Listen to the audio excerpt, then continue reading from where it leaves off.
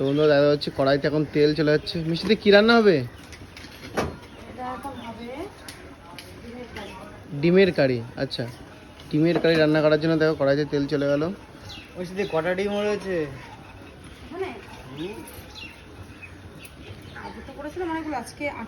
আটটা সিদ্ধ রয়েছে দিয়ে।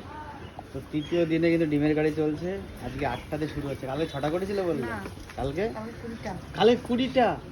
আচ্ছা, ভাই দেখো অল্প করে সিদ্ধ করেছি, পরে খুব ভেজে দিয়ে দিলে হয়ে যাবে। একদম। তো চলে যাচ্ছে লবণ, আর আগে চলে গেল হলুদ। নতুন হোটেলে নতুন দোকানে কিভাবে ডিমের কারি রান্না করছে আজকে মিষ্টি তোমাদের সঙ্গে শেয়ার করবো। একদম চলবে আমার 5টা, আমি যদি ডায়লগ দিয়ে আমার এখন 15টা চলেছে, সেটা আমার ডায়লগ দিয়ে লাভ আছে? না, একদম না, একদম সত্যি কথা, মিথ্যে কথা। একটা মিথ্যে কথা বলে 10টা বলতে হয়। মিথ্যে কথা বলতে। কালকে আমার একজনের মানে আমি ডিমের কারি রান্না করেছি, কালার দেখে এত সুন্দর লেগেছে, মানে আমি ঝোলে দিইনি, আলাদাই কারি বানিয়েছি শুধু টমেটো দিয়ে। ওর এত ভালো লেগেছে, বলছে 8খানা ডিম আমারে দিয়ে দাও। হ্যাঁ, সত্যি সত্যি নিয়ে গেছে।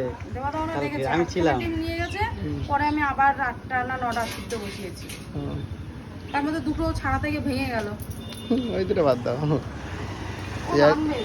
এখন কিন্তু এটা ভাজা।